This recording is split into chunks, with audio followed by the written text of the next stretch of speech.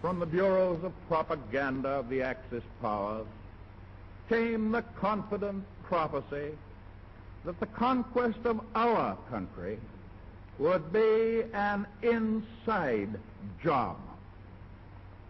The determination of America must not and will not be obstructed by war profiteering. In the councils of government, we must guard against the acquisition of unwarranted influence, whether sought or unsought, by the military-industrial complex. The potential for the disastrous rise of misplaced power exists and will persist. We have before us the opportunity to forge for ourselves and for future generations a new world order, a world where the rule of law, not the law of the jungle, governs the conduct of nations. When we are successful, and we will be, we have a real chance at this new world order, an order in which a credible United Nations can use its peacekeeping role to fulfill the promise and vision of the UN's founders. There's a need for a new world order, but it has different characteristics in different parts of the world. Bush said, and it's a phrase that I often use myself, that we needed a new world order. Live from New York, Lou Dobbs. Good evening, everybody. President Obama and British Prime Minister Gordon today calling for a new world order to tackle our global economic crisis. As far as the common interests that we're pursuing, look, there is the possibility in the next few months of a global New Deal that will involve all the countries of the world.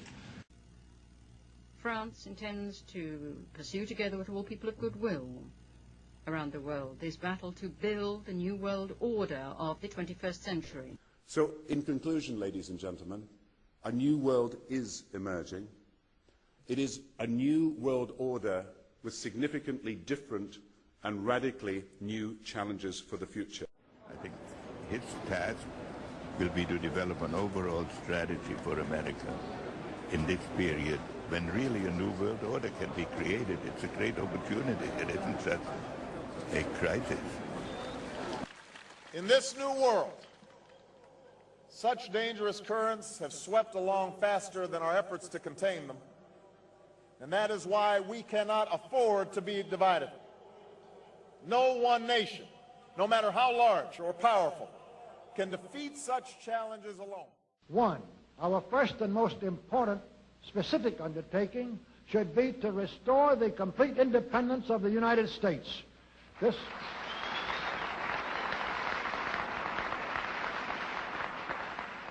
This includes our resolution to get us out of the United Nations and get the United Nations out of the United States.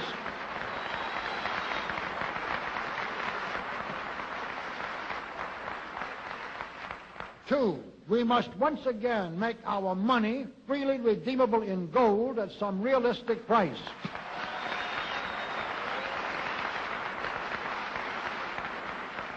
And we must take all practicable legislative steps to prevent a recurrence of the enormous thievery and other subversive crimes that have been perpetrated on the American people through a contrived inflation by every president from Franklin Roosevelt through Richard Nixon. Three,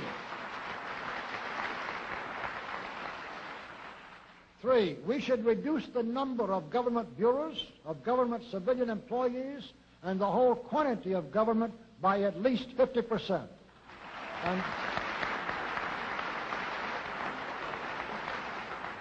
And we should achieve at least this much reduction in proper fashion through gradually convincing a majority of the American people of the wisdom of such a course. Four, we should withdraw all American troops from every spot on earth that is not American soil, except when and where such troops may be required as decided by Congress to protect American lives and property from criminal vandalism.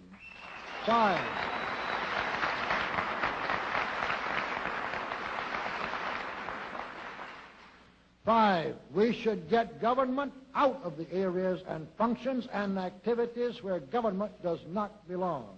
Again, Again, all steps to this end should be taken gradually, but nevertheless just as rapidly as enough of the American people can be persuaded to support such progress. Did you ever think in our lifetime we'd be getting lectures from the communist Chinese on capitalism, that Nicolas Sarkozy and other leaders of France, that we'd be getting lectures? Would be criticizing us for spending too much. Criticizing America and warning America, interestingly, not to go down the path to socialism. But there is a big thing that's going to happen in London at this G20, and then they're hiding it, they're camouflaging it, they're not talking about it. Coordination of international regulation. What they are going to do is to put our Fed and our SEC under the control, in effect, of the IMF. Oh, come on. They're You gonna believe take, they'll do this? That's what was in the draft agenda. They call it coordination of regulation. What it really is putting the American economy under international regulation. Yeah. And those people who have been yelling, oh, the UN's going to take over global Conspiracy government. theorists. They've been crazy, but now they're right. Yeah, well, when It's happening. When Geithner said he would be open to the idea of a global currency last Exactly, week, yeah. those conspiracy people had said and suggested that for years. Right. You're not wrong. You're not wrong. And you know, it's what they always do at these conferences is they have the center show is here, and the side show they don't want you to pay attention to. Right. The center show is the size of the stimulus packages. Yeah. The real show is international regulation of the financial institutions, which is going to happen under the IMF control. And remember, the IMF is run by Europeans, the World Bank by Americans. But everybody does something that they can get in trouble for. I can follow as a police officer when I was in uniform. I could follow a car however long I needed to, and eventually they're going to do something illegal, and I can pull them over, and justifiably illegal to pull them over with. So just be aware of that. Don't think you're so innocent in such a thing. When you get stopped for a traffic ticket, everyone likes to be somewhat honest. And what's the first thing the police officer asks you? Do you know how fast you're going? If the speed limit's 35, you'll say, oh, 38, 40, because you want to be kind of honest even though you're doing 50. You just said 38, 40. You just admitted to breaking the law. You just confessed. So they can go to court with that, with a confession that you were exceeding the speed limit. In the city that never sleeps, Big Brother may soon be staying awake watching you. Mary Snow's on the streets of New York right now with more on this story. Mary, what's going on? Well, Wolf, the city's police commissioner says that New York lags behind cities like London and Paris when it comes to surveillance, and he's pushing for more cameras to step up security. On Fordham Road, whether you're on foot or in a car, the New York City Police Department is watching, capturing your image, sometimes your license plate. Overhead cameras are rolling 24 hours a day, 7 days a week. We will see them as a deterrence tool. So the fact that they're labeled NYPD, I think, may very well prevent anybody from doing something untoward, committing a crime. The other goal, says New York City Police Commissioner Ray Kelly, is to deter terrorism. Kelly says New York trails behind cities like London, and he's using Homeland Security money to add more eyes. Here in the Bronx, police have been monitoring these streets with surveillance cameras for more than a year. They say it's cut down on crime, specifically robberies. Now the New York City Police Department wants to install cameras like this one throughout the entire city.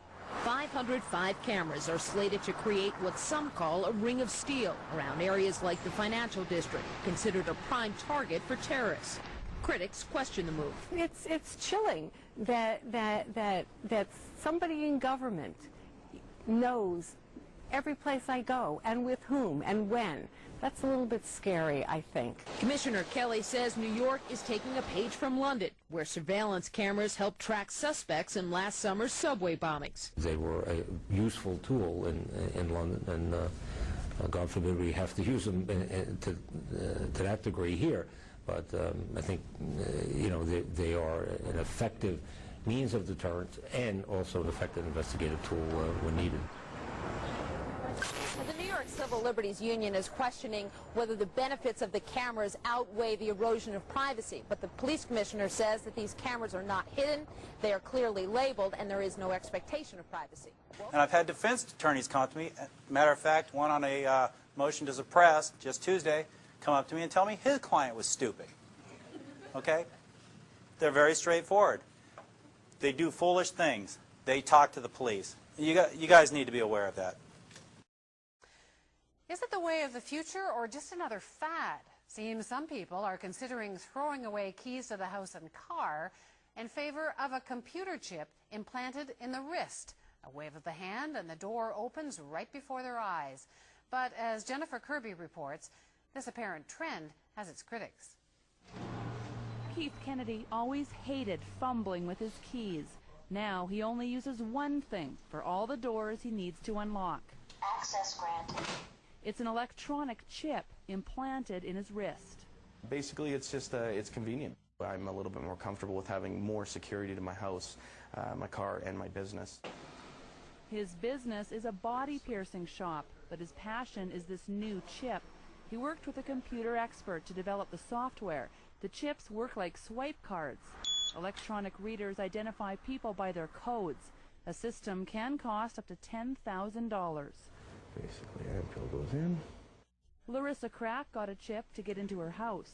I have to spend 5-10 minutes going through my bag to find my keys. That's no longer an issue. Right now, this kind of technology is used for tracking cattle and identifying lost pets. Retailers also use it for tracking packages through the system. As for chipping people, a nightclub in Spain is doing it so patrons don't have to carry membership cards.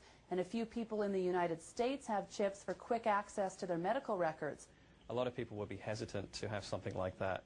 This technology writer doubts the use of electronic implants in people will ever be widespread. There are many privacy implications around implanting chips in people. I don't think at this stage you could actually mandate that your employee or anybody you work with actually have one of these things implanted. Access granted. Still, Keith Kennedy is trying to market his idea to big companies looking to beef up their security.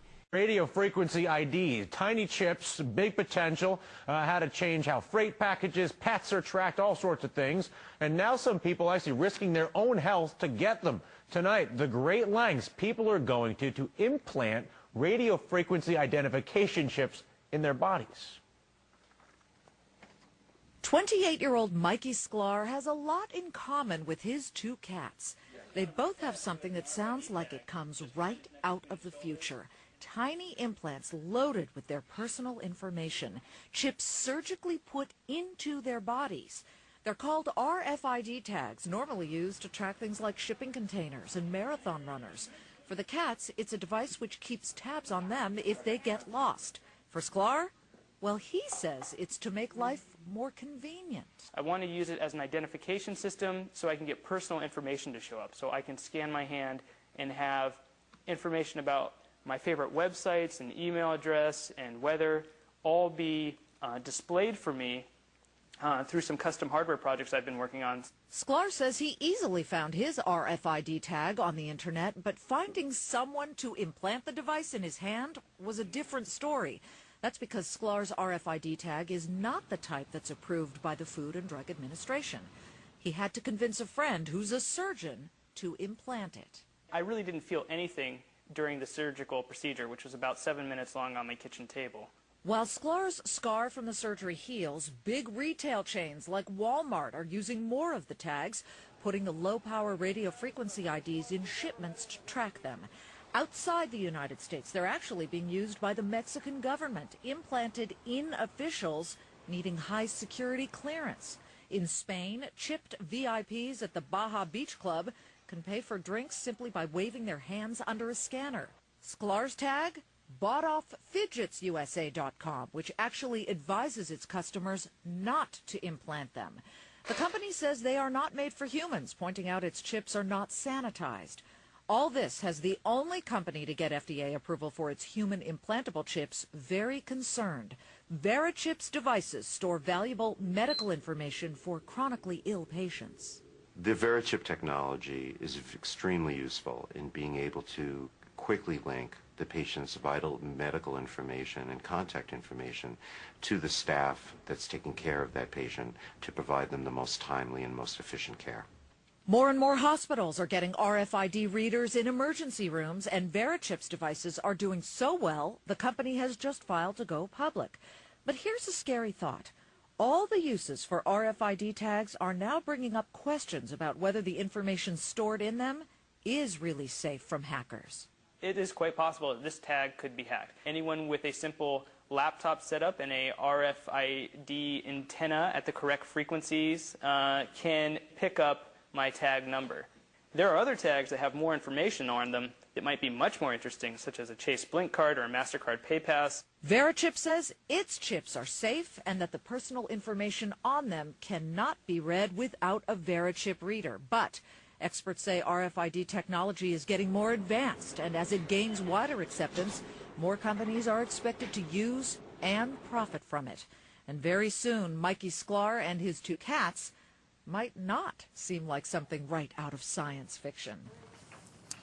Now, in my past, and it wasn't exaggerated, I have interviewed thousands of people.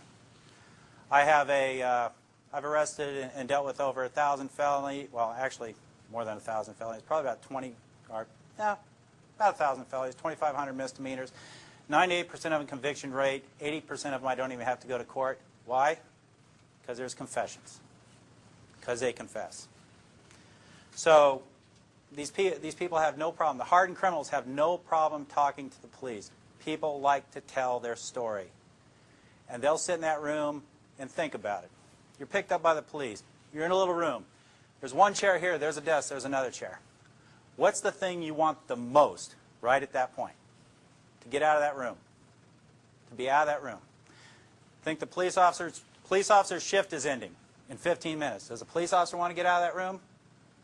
My overtime rate's $58 an hour. Do I want to get out of that room? I have no problem. I'll stay there for 10 hours.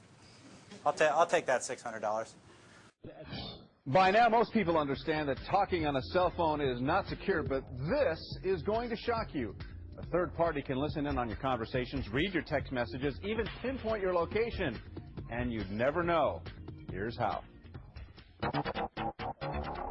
These people are having a phone conversation. Hey, how's it going? It's going well. How are you? One in East L.A., the other in West L.A. But on this third phone, miles away in another part of town, someone is eavesdropping on the conversation. So how was last night? Great. You cannot tell at all that you are being spied upon. Easy-to-use software is now being peddled all over the Internet, allowing literally anyone to tap into other people's cell phones and listen to their private conversations. It's pitched as a way to catch a cheating spouse, keep tabs on an employee, or even protect a child. And marketers promise invisible access that's impossible to trace. It's actually real, that people can spy on cell phones.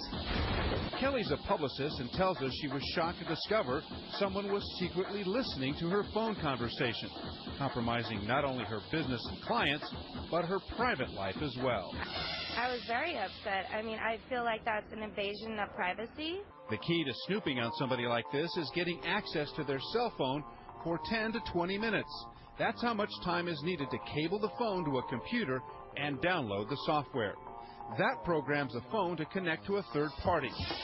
Eric Roby is an analyst with a high-tech firm called Federal Forensics Group, and he told us how easy and powerful this spy software is. This is the interface to the spy technology. And all I need to do is check these boxes, hit start capture, and it starts spying. I would love to go there sometime. Absolutely. The software can be set up to access anything and everything coming from the phone, including emails and text messages. And while the spy is getting everything you're saying, he can also map everywhere you're going. Brian LaRock also works for Federal Forensics Group. If I have installed this software on your cell phone, I can tell where you are at any time, and if I want to, I can even follow you wherever you're going. Worst part? The compromised cell phone's microphone can be used as a bug, recording surrounding conversations even when the person is not on the phone. There's information that people can get and utilize to their advantage, and it's not okay. It's kind of like having your own personal surveillance team. So how can people protect themselves? For starters, try to keep your phone near you at all times.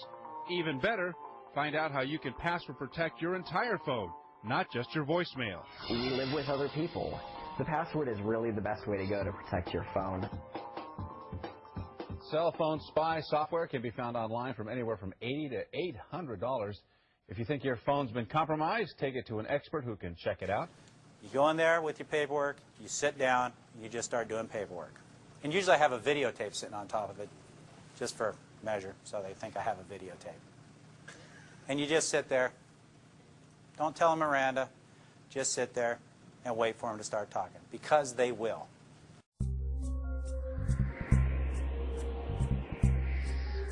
Google is the most powerful search engine on Earth.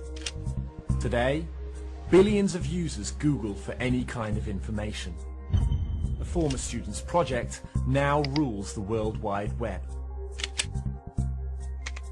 In 1997, Larry Page and Sergey Brin developed the so-called PageRank, a complex mathematical algorithm that ranks websites by their relevance. This groundbreaking invention profoundly transformed access to information. Google rapidly became the first choice for internet search, and this was just the beginning. Today, Google earns huge profits by dominating online advertising. It's well on the way to becoming the most valuable company on the global market. But is it just about money? These men pursue a great vision, the Google Master Plan. Any kind of information will be accessible to anybody, controlled by Google itself. With the credo, don't be evil. New features and products are constantly flying out of the Googleplex, all for free. Don't you worry about your privacy? The perfect blend of software and hardware, called Googleware, gives the company more computing power than anyone else. Google stores the entire known web in its giant database. And there's more. Gmail offers several gigabytes of free storage. It's no secret. All your mails, including received mails from your friends, are scanned. Google is methodically collecting personal data in many more ways, using cookies and account information, merely to offer relevant text ads. Google can create incredibly detailed dossiers on every one of us. A former CIA agent claims that Google is cooperating undercover with the US government, including the CIA. Though appearing to simply want the best for its users, Google has already begun to expand its online domination. Total control, and not merely on the web. Google is conducting research in the fields of molecular biology and genetics. What if Google had a file on you, even including your entire genetic data? Every human being would become completely transparent. What do you think? Does Google really worry about our privacy? Videotapes are wonderful things. I use a tape recorder. How many of you think if you saw a tape recorder that would make you not want to talk? Yeah. They talk, and this is how I do it. I bring the tape recorder and say, look, I'm going to use this recorder because my writing's terrible. I can't read it if I write it down, so I'm going to use this. Is that all right with you? Don't have to ask me that. Is that all right? Yeah, no problem. So I turn it on. And they watch the tape recorder. And if I have a problem with the interview, I'll say, I want to talk to you for a second, just off the record. Everyone here off the record? It's like a unicorn. No such thing. I pick up the tape recorder. I borrow this. I pick up the tape recorder and I go click and turn it off and set it right in front of them. And they look at the tape to make sure it's not turning.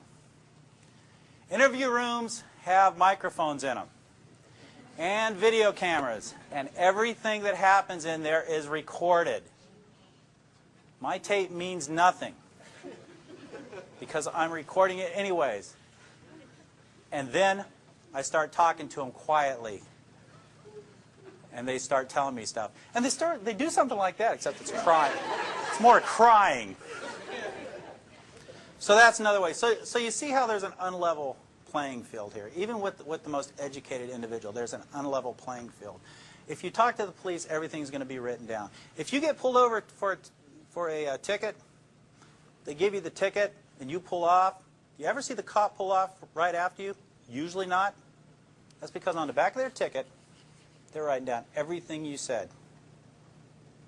And it's going to come into court if you go to court. Everything that's said, I write down. Every phone call I make has to have a listening device on it. Is that illegal? How many parties need to know that a phone conversation in Virginia is being recorded? One. Me. I knew it was recorded. I get many, many confessions over the phone.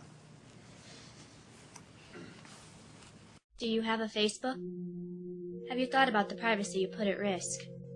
The Facebook allows users to post their favorite music, books, movies, their address, hometown, phone number, email, clubs, jobs, educational history, birth dates, sexual orientation, interests, daily schedules, exactly how they are related to friends, upload pictures of themselves, and even political affiliations. Excel's manager, James Breyer, was former chair of the National Venture Capital Association. Breyer served on National Venture Capital Association's board with Gilman Louie, CEO of In-Q-Tel, a venture capital firm established by the Central Intelligence Agency in 1999. This firm works in various aspects of information technology and intelligence, including most notably, nurturing data mining technologies. Breyer has also served on the board of BBN Technologies, a research and development firm known for spearheading the ARPANET, or what we know today as the Internet. In October of 2004, Dr. Anita Jones climbed on board BBN, along with Gilman Louie. But what is most interesting is Dr. Jones' experience prior to joining BBN. Jones herself served on the board of directors for In-Q-Tel, and was previously the Director of Defense Research and Engineering for the U.S. Department of Defense. Her responsibilities included serving as an advisor to the Secretary of Defense and overseeing the Defense Advanced Research Projects Agency. This goes farther than just the initial appearances. DARPA shot to national fame in 2002 when knowledge of the existence of the Information Awareness Office came to light. The IAO stated its mission was to gather as much information as possible about everyone in a centralized location for easy perusal by the United States government, including though not limited to Internet activity, credit card purchase history, airline ticket purchases, car rentals, medical records, educational transcripts, driver's licenses, utility bills, tax returns, and any other available data. All of the above raises more questions than answers. Perhaps if the Facebook wishes to stay ethically sane, it should enact a policy. What happens in the Facebook stays in the Facebook.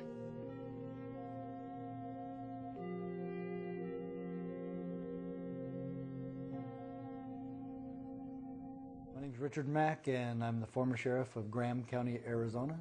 And I've been fighting and standing for freedom the last 20 years of my life, and admonishing and hoping that peace officers and sheriffs across this country would keep their oath of office and adhere to their oath of office. And today we had a wonderful rally over at Lexington Green, where the first shot was heard around the world that started the path towards the Revolutionary War.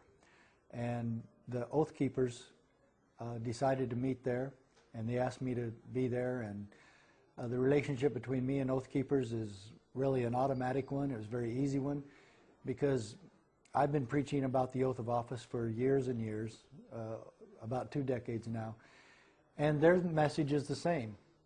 If you're in the military, and if you're in law enforcement, and especially if you're one of our nation's sheriffs, you took an oath of office to uphold and defend, preserve, protect, and obey the United States Constitution.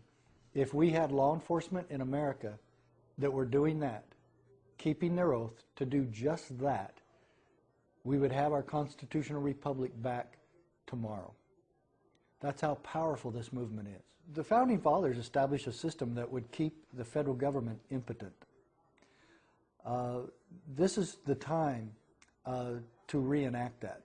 The 10th Amendment basically tells the federal government, if you ever go outside Article 1, Section 8, where the Constitution delineates and details what they can and cannot do, if they want to get creative, or if they want to expand the federal bureaucracy, or if they want to expand the power of the central government, they must refer to the 10th Amendment, which clearly states, if we forgot anything, you can't do that either.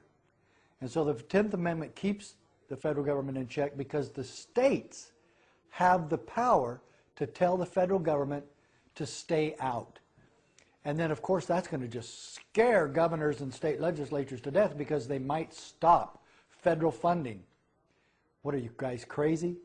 Where do you think the federal government gets their money? It comes from you.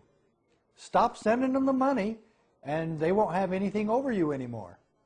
But the main thing is, let's just follow the Constitution. That's my message. It's been my message for 20 years, and it's the Oath Keeper message. Just keep your oath of office, follow the Constitution. Is that too simple? I don't know. Well, the sheriff is the most powerful law enforcement officer in the country and has the ultimate say in his county. No one supersedes his jurisdiction. And I want this made very clear. The President of the United States cannot tell your sheriff what to do.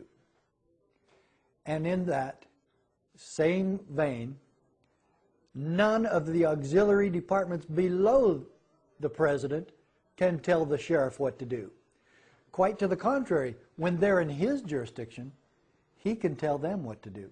And I pray for the day that a sheriff in this country will arrest an IRS agent for trespassing or for trying or attempting to victimize citizens in that particular sheriff's county. The county sheriff, America's last hope, is a detailed and documented evidence, irrefutable evidence, that the sheriff is indeed the ultimate authority in his county. It talks about the history of the sheriff, talks about the duties of the sheriff, talks about the sheriff's oath of office, and then I pose a question in the book. Sheriff, will you or won't you stand against tyranny? Can you imagine any sheriff saying no, or pragmatically saying no by what he does? This is a time for action, and this is a time for sheriffs to stand up and be counted. It's time to walk tall, Sheriff. Get on board. Nancy Pelosi. Bad person or worst person?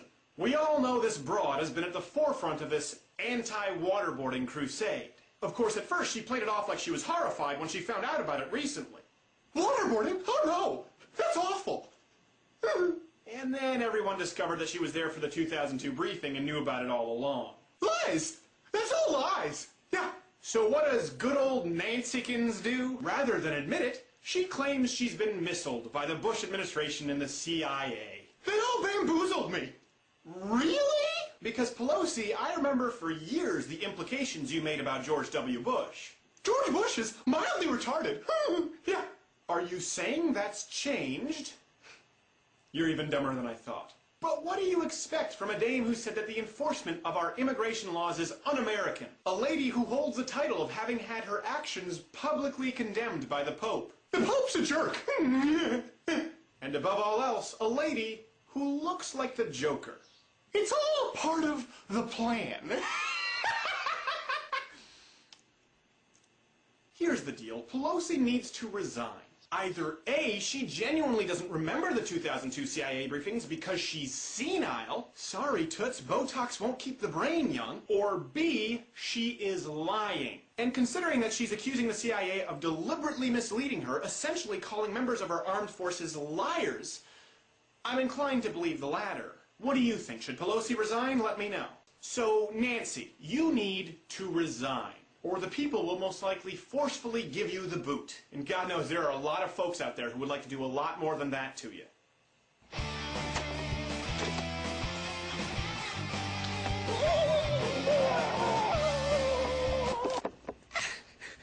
You don't know where I've been!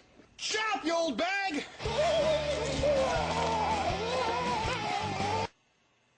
It'd be good times. I'll also institute an absolute gift ban so that no registered lobbyist can curry favor with members of my administration based on how much they can spend on a fancy dinner.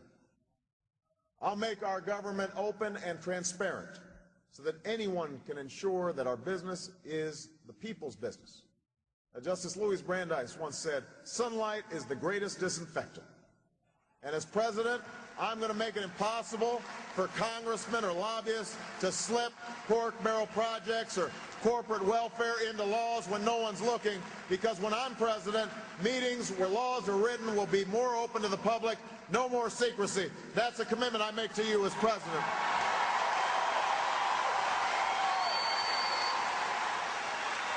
No more secrecy.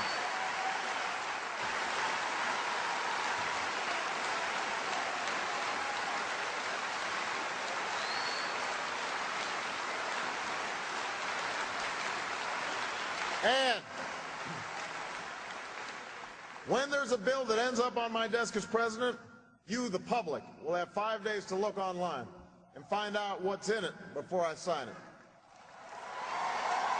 so that you know what your government's doing. When there are meetings between lobbyists and a government agency, we'll put as many of those meetings as possible online for every American to watch. When there's a tax bill being debated in Congress, you will know the names of the corporations that would benefit and how much money they would get. And we will put every corporate tax break and every pork barrel project online for every American to see. You will know who asked for them, and you can decide whether your representative is actually representing you. Assalamu alaikum. Many other Americans have Muslims in their families or have lived in a Muslim-majority country. I know because I am one of them. But my father came from a Kenyan family that includes generations of Muslims. As a boy, I spent several years in Indonesia and heard the call of the azan at the break of dawn. I have known Islam on 3 continents before coming to the region where it was first revealed. That experience guides my conviction. You are absolutely right that John McCain has not talked about my Muslim faith.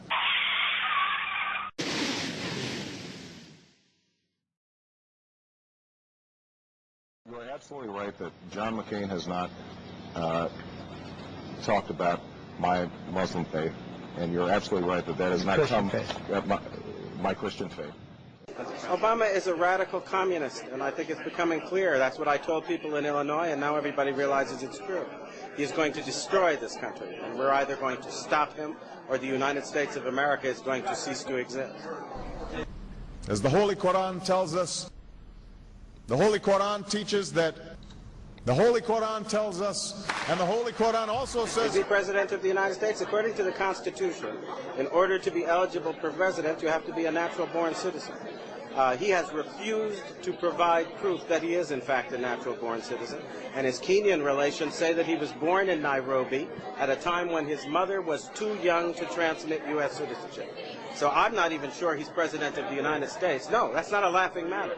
Neither are many of our military people now who are going to court to ask the question, do we have to obey a man who is not qualified under the Constitution?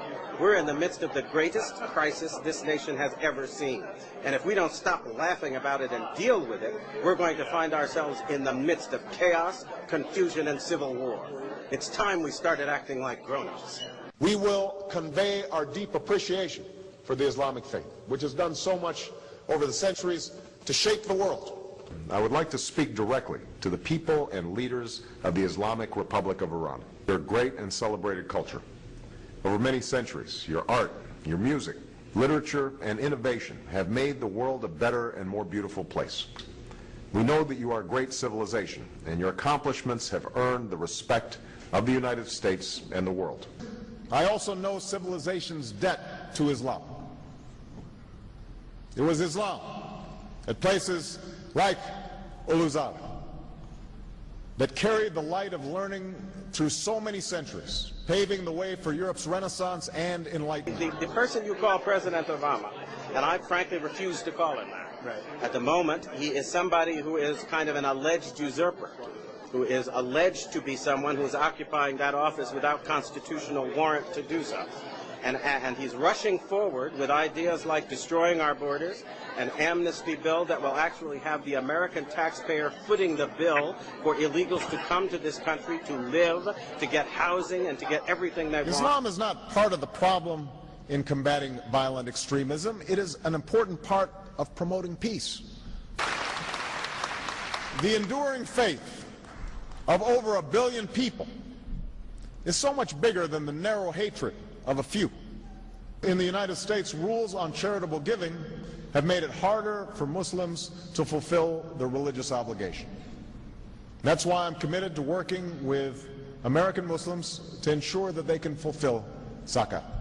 It is important for Western countries to avoid impeding Muslim citizens from practicing religion as they see fit.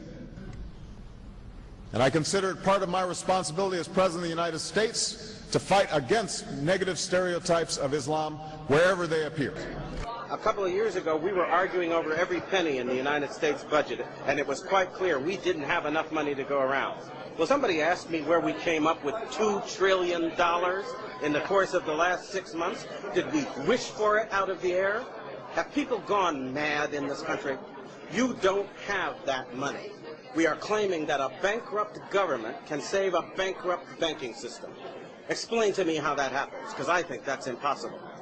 And the fact that we have just elected an individual who may or may not be qualified, and he presents silly ideas like this and says, let's move forward now, and we're all acting like the laws of economics have been repealed, and we can actually afford to foot the bill with money nobody's got. This is insane. It's got to lead to the collapse of our economy, and it's going to. We are no longer a Christian nation. We do not consider ourselves a Christian nation. The United States has been enriched by Muslim Americans. Since our founding, American Muslims have enriched the United States. Islam has always been a part of America's story. There is a mosque in every state in our union, and over 1,200 mosques within our borders. You know, one of the points I want to make is that if you actually took the number of Muslims Americans, you know, we'd be one of the largest Muslim countries in the world. Let there be no doubt, Islam is a part of America. The United States of America is the most powerful nation on earth. In itself, this goes a long way to explaining the things it does around the world. At present, it's conducting a war on terror, or more accurately, a campaign against opposition to US domination. Others prefer to call it the beginnings of the Third World War. The United States has an insatiable appetite for conflict, and since going into Korea in the 1950s, it's been at war with someone or other in some corner of the globe non-stop right up to the present day. This drive is now led by the weapons manufacturers themselves. It is a highly dangerous precedent. I call it war corporatism. It is the door of a new fascism being pushed open. And don't be fooled, not all fascism looks like Adolf Hitler. The reality, as we see from the Iraqi invasion, is that the presidency has been captured by the most powerful elements of this corporatism. And this ghastly molecule aims to turn the world into its very own enslaved global market, and the plan is well underway. The attack by Al-Qaeda on the World Trade Center is just one response to it. Is this a conspiracy? Quite the opposite. It is a high-profile project known as the Project for the New American Century. People like Dick Cheney, Donald Rumsfeld, Richard Pearl are the major players among politicians, right-wing thinkers, militarists and industrialists in the creation of the project. The project is a neoconservative manifesto which includes in its toolbox the unbridled use of war in clearing a path for US interests. The will to attack Iraq came entirely from this visible yet sinister group. September the 11th was merely the pretext. Bush is merely the figurehead. And so, who's next, you wonder? Iran? North Korea? France? Britain? None of us really matter to them. Surfaced. In 2001, Barack Obama spoke with Chicago Public Radio and said this. The Supreme Court never ventured into the issues of redistribution of wealth and sort of more basic issues of political and economic justice in the society. Maybe I'm showing my bias here as a legislator as well as a law professor, but you know, I'm not optimistic about bringing about major redistributive change through the courts. You know, the institution just isn't structured that way. And thank God for that. Now, the Obama campaign is not happy about that tape. Spokesman Bill Burton saying, quote, "This is a fake news controversy drummed up by the all-too-common alliance of Fox News, a Drudge Report, and John McCain," unquote. Joining us from Washington with reaction, Fox News analyst Newt Gingrich, who has a brand new DVD out called We Have the Power, which he hosts with his wife, Callista. I'm not really sure why the Obama campaign is angry with this, because Barack Obama has made no secret of the fact that he is going to try to redistribute wealth. I asked him, He said, you know, look, the waitress not make as much as you, O'Reilly. I'm going to take from you. I'm going to give to the waitress. He hasn't made any secret of it, so why do you think they're upset? I think they're upset because it is very clear he's talking about very large redistribution of wealth. He goes on to say a little later in that interview that you have to put together a political coalition, which he has with Acorn and others, dedicated to redistributing wealth. And I think it's the clearest example of how close he comes to almost a European socialist model of redistribution of anything we've heard, because it's not just a casual answer to Joe the plumber. It's a methodical statement that, in fact, he goes on to say that if he and two other people who agreed with him were on the Supreme Court, they'd probably change the court's decision. And he talks specifically about overruling the fundamental rules the Founding Fathers wrote into the Constitution. When you read the whole transcript, as I did this afternoon, and I went through it twice because I couldn't believe it the first time. Now, again, it was 2001. He was a state legislator. You can make all sorts of excuses, but it is a very radical left-wing fundamental change in America redistribution model that comes much closer to the University of Berkeley in California than it does to the presidency in terms of what most people expect politics to be like. Signed into law, a billion-dollar program to change the hearts and minds of Taliban fighters through local projects and jobs. The goal, says the bill's author, is to get pro-Taliban fighters, instead of fighting us, to join with us by putting them on a payroll to give those few dollars to tens of thousands of lower-level local Taliban people who are not there because of their religious fanaticism. It's modeled after the Sons of Iraq program, where coalition forces and the Iraqi government hired 100,000 Iraqis to forsake the insurgency there and join with the forces of stability. But this scholar, an experienced Afghanistan elections observer, says Afghanistan is a different proposition. In Iraq, Karen von Hippel says, Sunni insurgents were motivated by their rejection of al-Qaeda brutality. It's actually very different in Afghanistan. The Taliban are inspired by an extreme form of Islam, and they interpret it in a very violent way. So that wasn't necessarily the case in Iraq. President Obama signed the $680 billion defense measure with this promise. I will always do whatever it takes to keep the American people safe.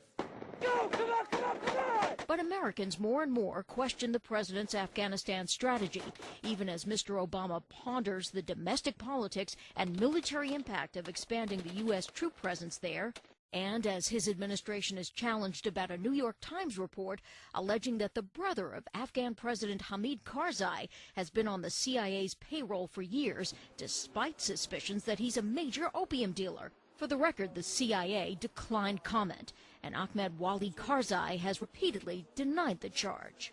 As long as Taliban fighters continue to score military successes in Afghanistan, says CSIS scholar Karen von Hippel, it will be a tough sell to sign them up to join the other side, and that's where a U.S. troop surge may have to come into play. Louise Schiavone for CNN, Washington.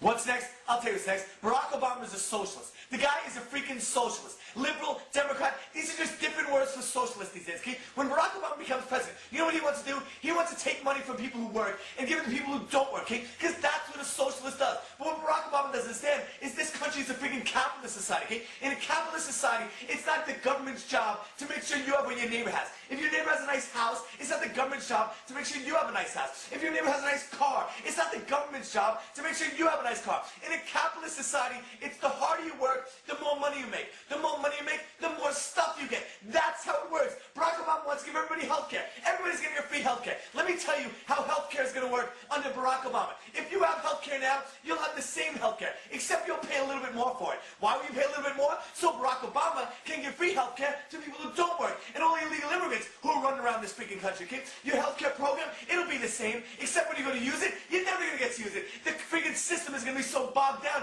you'll never get near a doctor's office. You'll never get near a dentist's office. Because the people who don't work and have all this time on their hands, the illegal immigrants, every time they get a freaking bad taste in their mouth, they're going to go to the dentist's office. Every time they get a paper cut or a tummy ache, they're going to go to a freaking doctor. Let me tell you something. Under Barack Obama, if you break your leg, you better hope that an ice pack and 2 aspirin will freaking heal it. Because you're not getting near a freaking emergency room, okay? The guy is a freaking socialist. What is it you don't understand? If you want to live in a socialist society, you should have moved to freaking China, but not elect this freaking piece of garbage to be freaking president. This is a capitalist freaking society. Capitalism, capitalism, capitalism. What's next? What's next? What's next? He did bow to the Muslim king, while he did not do it to the British Queen of England. And by bowing, he showed the world that I am subservient. I do bow down to you as a Muslim king, something no other president has done with Saudi Arabia. The Saudi king is his peer. He is not his subordinate in order to bow for him. And this is exactly what Obama did. Usually it is out of respect that someone would nod his head when bowing to royalty, and the ladies will give curtsy. But Obama went beyond what is required as a head of state and bowed to the Saudi king, and that's unacceptable. It sent the wrong symbol. When you say it sends the wrong signal, what signal do you think it sends? It sent a message that Islam is superior to any other master or king or president in the world, that an American president bowed to a Muslim king. It also sent a message that terrorism and jihadism is giving Islam the respect it should have on the world stage, to the point that it made an American president, for the first time in history, bow to a Muslim king. Focus on the Federal Reserve itself for a moment, in that I wonder, what percentage of the people know that the Federal Reserve is not really a part of the government, a privately owned corporation, and who owns that, the Federal Reserve? Well, do you have a comment on that? Well, I think very few people understand how it works, because the members of Congress weren't really very much aware of it. But I think it's a little bit worse than just saying it's private. If it were just private, they'd have to live within the laws of the land of fraud, and they would have to be a public corporation, and if there's a public corporation, you have a right to know what your corporation is doing if you own stock. And be audited. Here it's secret, but where do they get their power? Is it the power of the marketplace that creates this corporation? No, they, in addition to being very secretive, have their authorization, their creation from government. So the government creates them, and they create a special thing. So it's much worse than just being a private corporation. It is a very secretive, private, government-ordained corporation that has the power to counterfeit money. So it's very, very unique, and much worse than just being private. It's the secrecy of it and the power that it gets through government legislation that makes it so evil. Now, you were the ranking Republican on the House Banking Committee for a while. On one of the subcommittees, but not on the entire committee. And do I understand correctly that members of Congress can't even go to the Fed meetings? That's right. I was very interested in the issue, and I was on 3 subcommittees, 2 being on coinage and domestic monetary policy subcommittee, but I could not go to a meeting. I couldn't get an audit. I couldn't even check the books. And they're the ones who create the money. Yet I felt like I was elected to be responsible to the people, when I would be inquisitive and looking into these things. Their attitude is, when you need to know, or when the people need to know, we'll tell you. They're in charge, and we're just on the outside looking in, rather than the people being in charge of the government, sending me or somebody else as their congressman to control the bureaucrats. But it's turned upside down.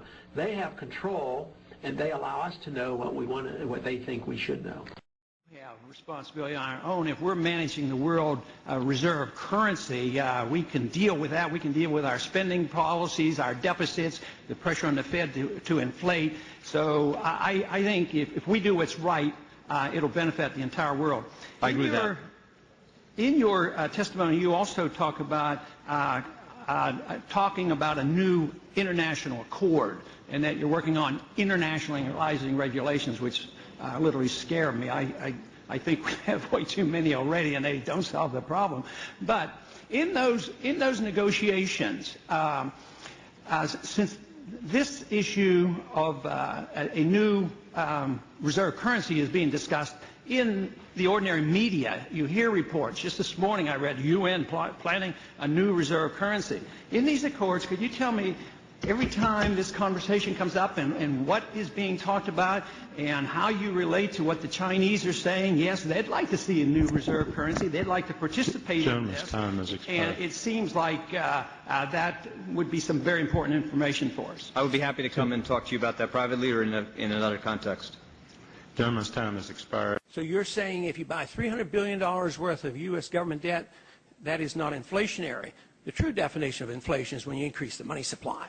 And the immediate consequence is it sends out false, bad information to the marketplace. So whether it's when the bubble is being formed or afterwards, all you're doing is inflating constantly. You've doubled the money supply. Interest rates are artificial. People make mistakes.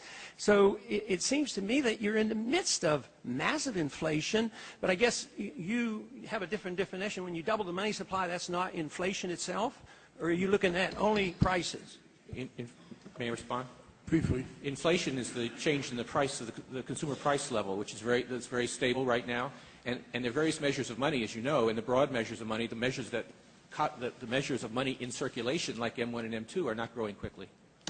The gentleman from California, Mr. Baca.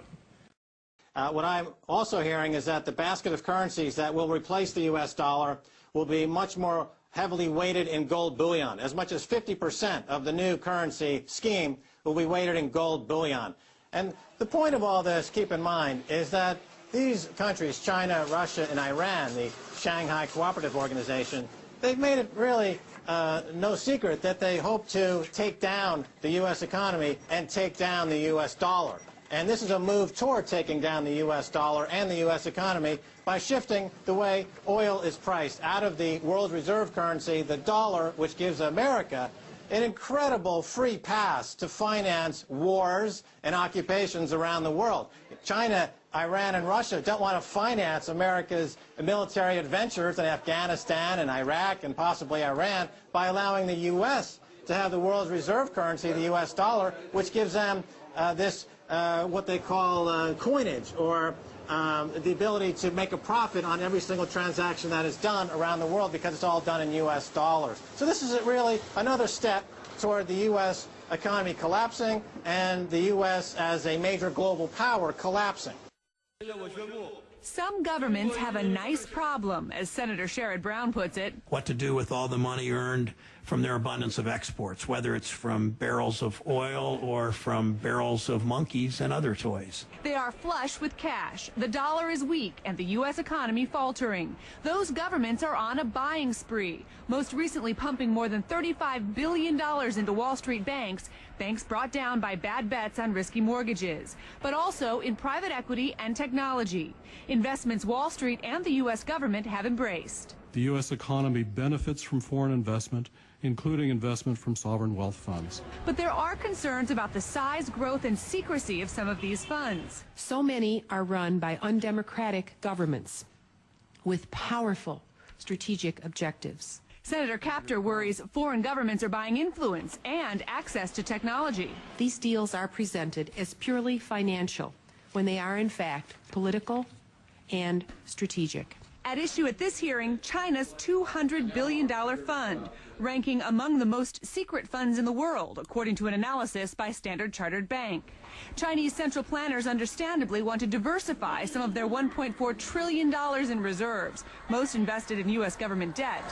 But some are worried by widespread complaints of intellectual property theft, currency manipulation, and export subsidies. China itself is likely to be a government that's likely to have a bad sovereign wealth fund that's not in the interest of the United States, and that tough regulations and oversight are needed now in advance of a problem that has not yet emerged, but given the magnitude of the flow of funds over the next decade, it's going to be a serious one. By the year 2015, some analysts predict that foreign government sovereign wealth funds could hold $10 to $15 trillion. But the idea that the United States government is turning to the International Monetary Fund to set standards for the sovereign wealth, this administration in so doing has basically just said it is incapable through either our Department of the Treasury or our Department of Commerce or certainly the White House to come up with its own standards and regulations for this economy. These people, do they have any concept of what fools they look to be? I can't speak for them, but I can say that many of the sovereign wealth fund managers have said that they want to make sure those guidelines are voluntary only, that they are not set in stone, that they are voluntary. We Anything wouldn't that should want to come up. impose on anyone, you know, American law, for goodness sake. This administration would not have that. That would be unseemly of us, I think. Christine, thank you very much. A very sobering report. Now, China can very easily just bankrupt America overnight. All they've got to do is just dump the dollars and treasuries, switch to euros or any other currency. That's the end of America. They violate human rights, they jail people, they do all these ugly things. No one's denying they do a lot of what is said. But there's a very important statistic to keep in mind, which the Chinese like to bring up, which is not reported in the Western media. The U.S., that has 5% of the world's population, has 30% of the world's incarcerated population in jails. Minorities, human rights, all the global rights organizations accuse America of being the biggest violator of human rights. Chinese like to bring it up every time American politicians sit there and try and hammer home human rights. And they go, wait a minute, what human rights? You're talking to us about Tibetans, this, that, and the other. What about blacks, Latinos, poor China, you know, Americans? You know, what is human rights when you're dealing with a country like China that is 1.5 billion population, officially, unofficially a lot more? That's 1/4 of the world's population.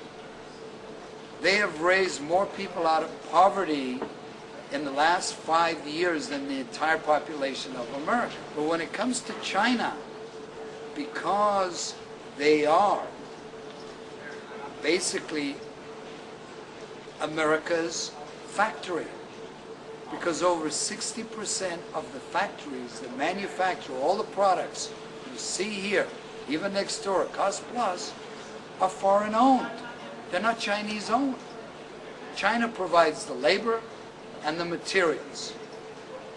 60% of the factories that create the product that is bought in America are foreign owned. Over 50% of those factories are American owned. That's a staggering statistic. They're the ones who are saying, why are you going to create all these sanctions and, you know, embargoes against China? Because then we have to move our factories to Vietnam or other low-cost producing countries.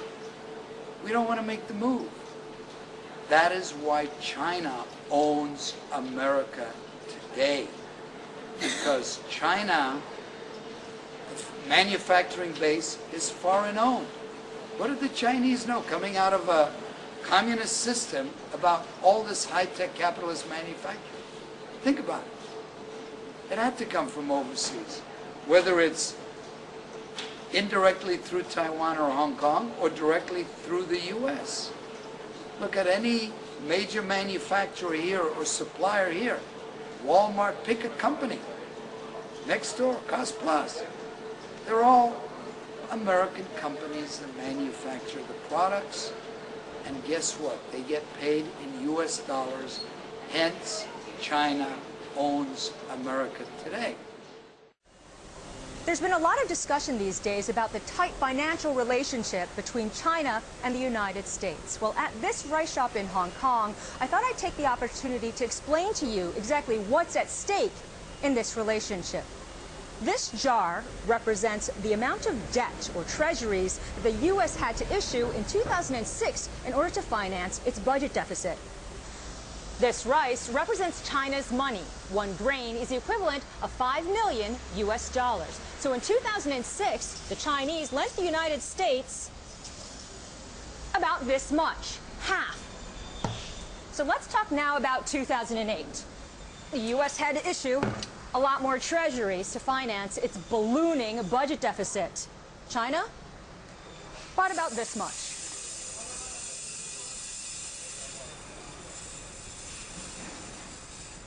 So China bought 3 times more. It's a smaller percentage of the overall whole, but take a look at how much more debt the U.S. has. That's why the U.S. government is looking for buyers wherever they can find them, and China has a whole lot of cash.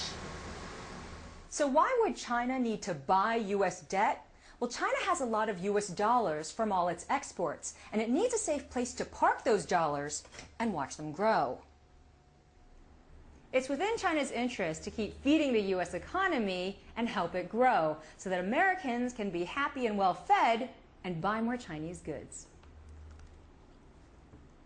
According to the Anti-Defamation League, Joe Bannister, Dave Von Kleist, who's been on the show, Jack McLam, and Ted Gunderson are now considered extremist speakers. Joe Bannister is a former top IRS agent who states that there is no law requiring Americans to pay income tax. Dave Von Kleist, of course, is a radio talk show host who produced the riveting documentary 911 in Plain Sight. And Jack McLam is an award-winning former policeman and Vietnam vet. Ted Gunderson is a former FBI agent and Oklahoma City bombing researcher who's tired of government lies. But according to the Anti-Defamation League, opposing income taxes, spreading conspiracy theories, and distrust of the government are now on par with racism, hate crimes, and anti-Semitism. The ADL's campaign to portray tax protesters, sovereign seekers, and 911 activists as racists dovetailed with a House Homeland Security Subcommittee hearing on terrorism and the Internet. The hearing, chaired by Democratic Representative Jane Harman, a sponsor of the Violent Radicalization and Homegrown Terrorism Prevention Act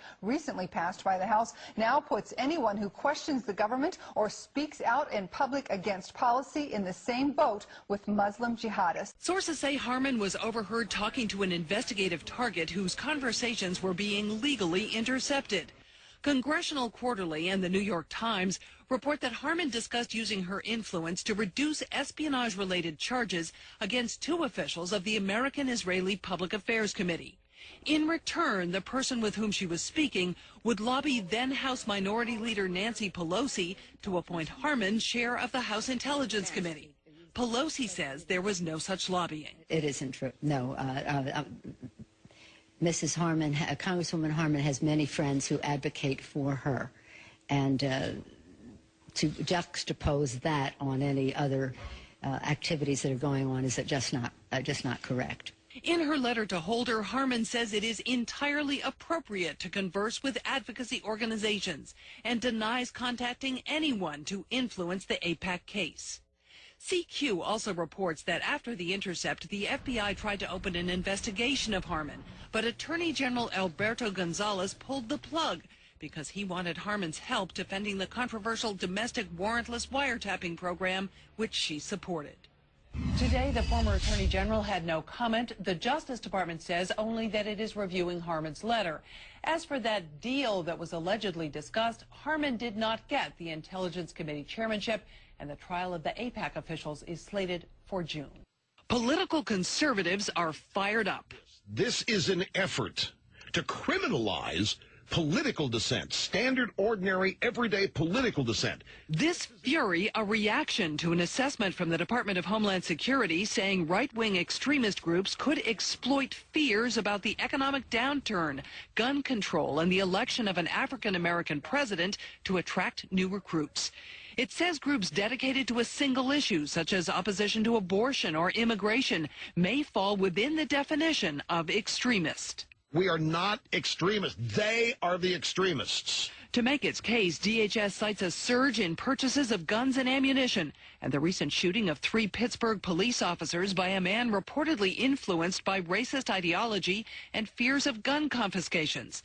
An organization that tracks extremist groups thinks DHS has the picture at least partially right. The election of Obama certainly has played for these groups in the last 6, 7, 8 months.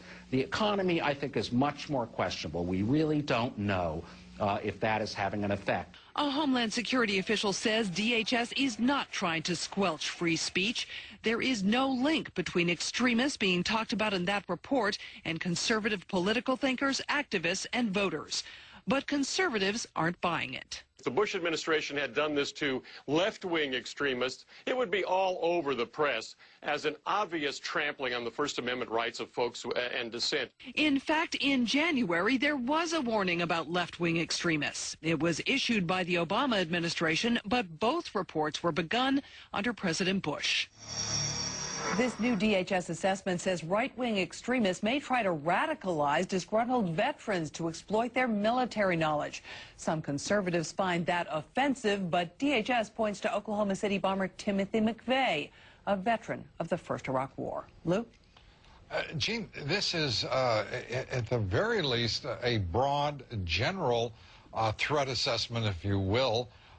Why are there not names named and specific targets referenced here if there is a legitimate threat to the interests of the United States? Well, they say there is no specific threat here, but they sent this out to law enforcement all across the country so they would be aware of what DHS perceives as something that's emerging, and so they can get an even better assessment of what's going on through the eyes of those local officials. That's why this was issued at this point in time. This was attempted, once again, relying in some measure on the Southern Poverty Law Center last month with the so-called Missouri documents. The Missouri State Patrol had to withdraw the so-called fusion report. Is that likely to happen here? I don't know. The Missouri report went considerably further. As you know, it mentioned to be on the lookout for people with certain sorts of political bumper stickers on their car. This report goes nowhere near that. And by the way, I don't think they relied on the Southern Poverty Law Center. No, this was DHS's own research. Yeah. Right. But certainly they seem to be in sync to a certain degree here. Both the department and the Southern Poverty Law Center say they are seeing some increase in those right-wing groups. All right. Thank you very much. Gene Missouri from Washington. Well, we'd like to know what you think about all of this. Our poll question tonight is, do you think a person concerned about borders and ports that are unsecured, illegal immigration, Second Amendment rights, or a returning veteran from the wars in Iraq and Afghanistan is likely or even possibly probable, as the Department of Homeland Security suggests, to be a right-wing extremist? Yes or no? Cast your vote at LouDobbs.com. We'll have the results here later in the broadcast. 92% of you say a person concerned about borders and ports that are unsecured, if you're worried about illegal immigration, Second Amendment rights, or a returning veteran from the wars in Iraq and Afghanistan. It is not likely, as the Homeland Security Department suggests, to be a right-wing extremist. Are you listening, Janet Napolitano? You don't need a recording in court for a statement. As Professor Duane said, it's his word against my word if he was a defendant. Number one, and this is the way it works, and this is the way the real world works, in case you guys haven't been out there, that's outside the windows out there. The jury looks at a defendant sitting next to a defense attorney. That's strike one, because the jury is already looking at that as that being someone who did something that put them in that chair. Number two, they get a uniformed police officer up there. They get someone wearing a suit as a detective up there that is a professional witness. That's strike two. So now they have a professional witness against them. And then if they've confessed and that professional witness is going to sit there and read from his or her notes, the confession, that's strike three. Go get your orange jumpsuit. Do not pass go. Do not collect $200. The MIAC report specifically describes supporters of presidential candidates Ron Paul, Chuck Baldwin, and Bob Barr as militia-influenced terrorists, and instructs the Missouri police to be on the lookout for supporters displaying bumper stickers and other paraphernalia associated with the Constitution, Campaign for Liberty, and libertarian parties.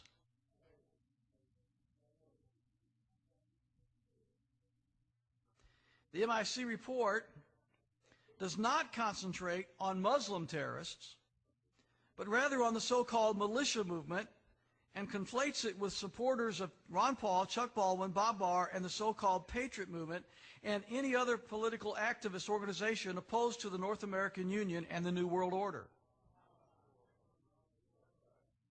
So if you voted for an independent candidate such as Bob Barr or Ron Paul, or you are a member of the Constitution Party or the Libertarian Party, or you find yourself in opposition to the North American Union, then according to this police report put out at the state police in Missouri, you are considered a potential terrorist.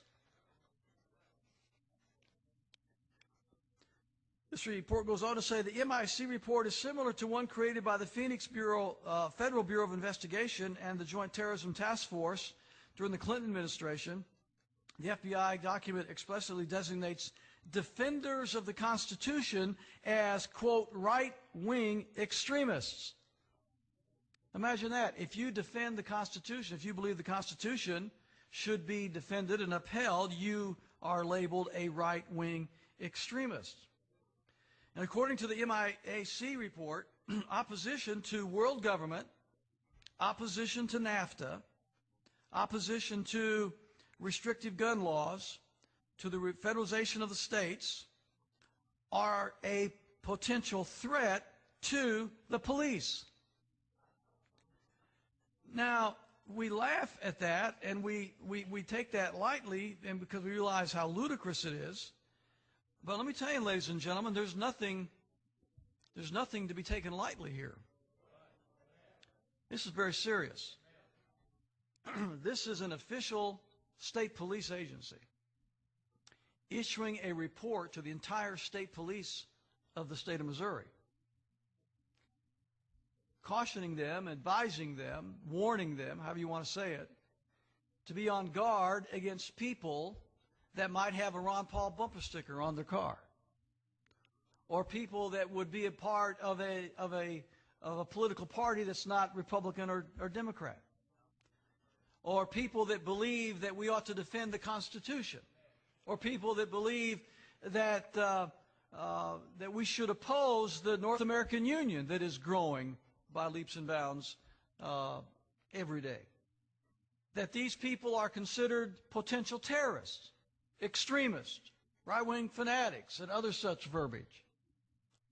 Now, first of all, I had a call, we had a conversation take place after this report was released, and I'm going to be talking here in a couple of days personally with Bob Barr and Ron Paul, and we're going to be putting our heads together and figuring out what we want to do to respond to this.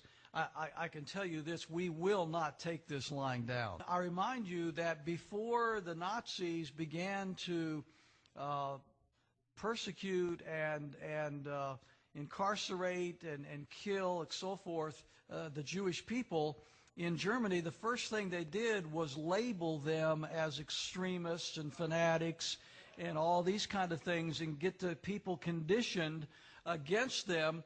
And then with the approbation of the general populace, they were able to unleash the fury of the state against them, and we all of course know what happened as a result of that. So don't think it a light thing whenever an official state police agency would identify us and many of you in this audience as potential terrorists. This is a very serious thing. And by the way, also included in that group, I didn't keep reading, but also included in that group were anti-abortion protesters, people that believe in the right to life of unborn children. You also are considered to be a potential terrorist by this report. This kind of a thing is something that has been building in our country for many years as many people have sought to silence those who would stand up for not only the principles of the Word of God, but the principles upon which our country was founded.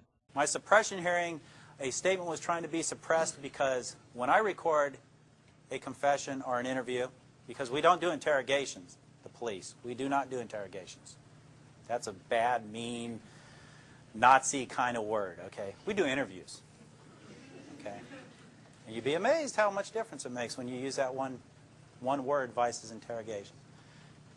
I'll take it off the tape and I'll have my secretary put it to paper. Immediately afterwards, I'll take that tape and I'll scan it over my magnet, throw it in my box, so I can use it again. I do not keep the tape. It is not evidence. It's not required to be evidence.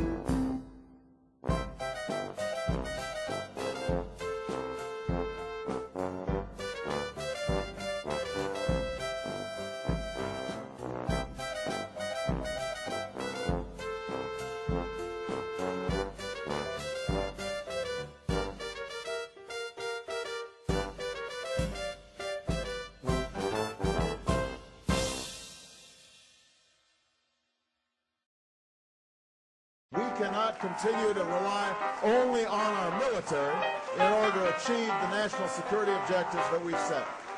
We've got to have a civilian national security force that's just as powerful, just as strong, just as well funded.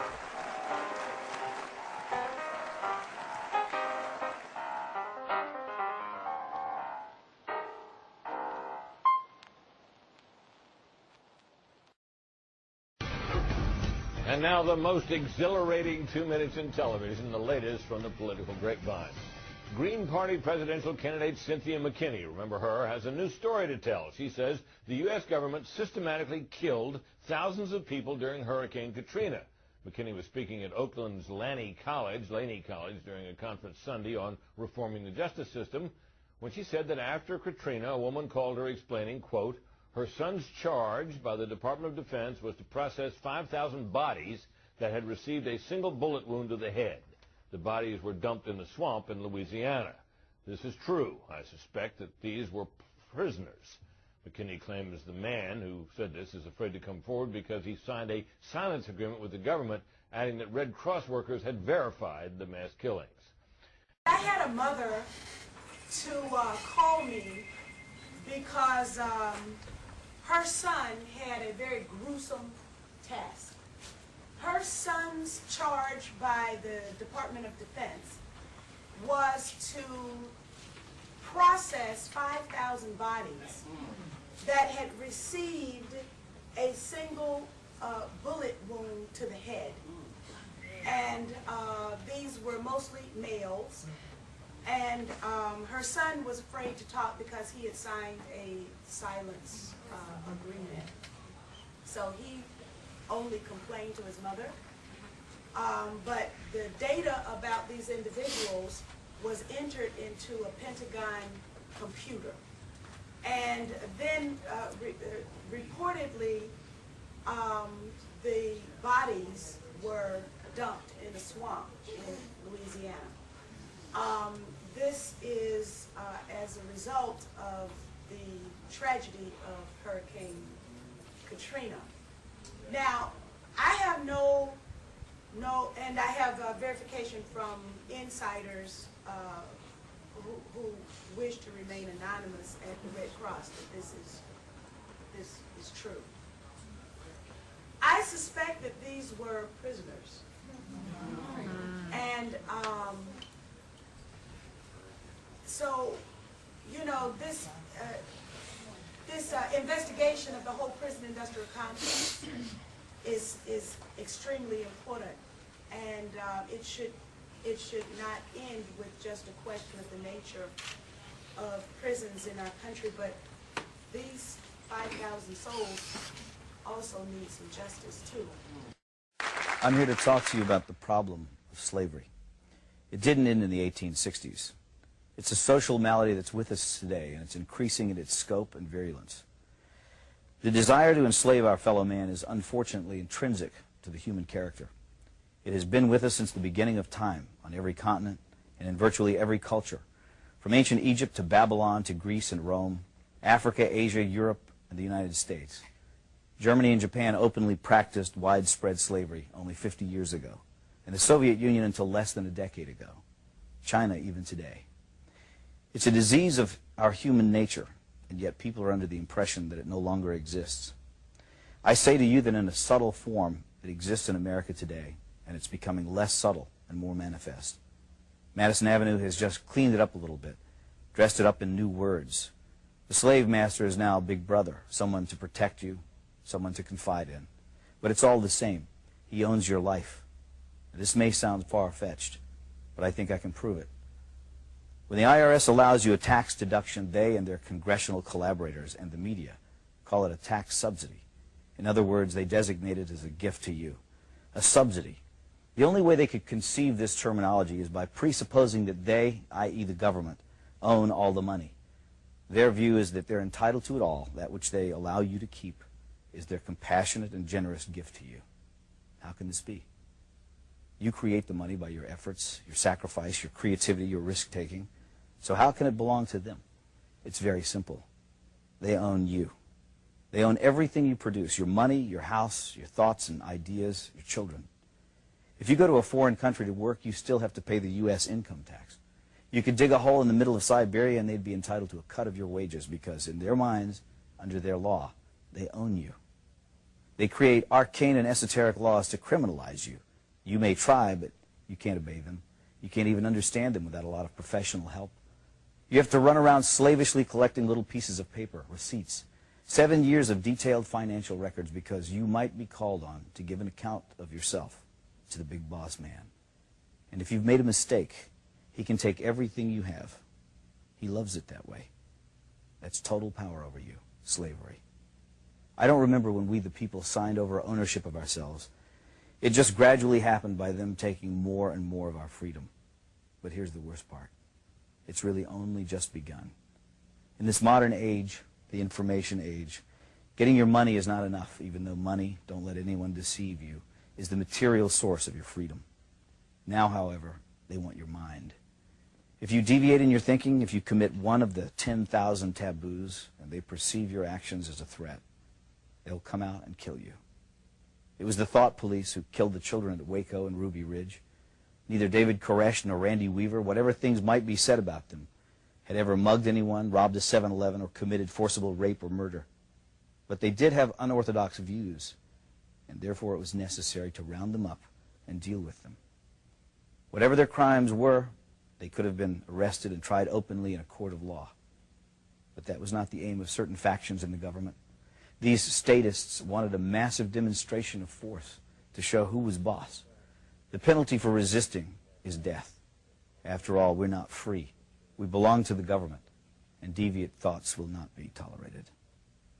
In the aftermath of the horrible Oklahoma City bombing, government propagandists tried to intimidate the people into silence by recklessly linking criticism of the government to acts of murder.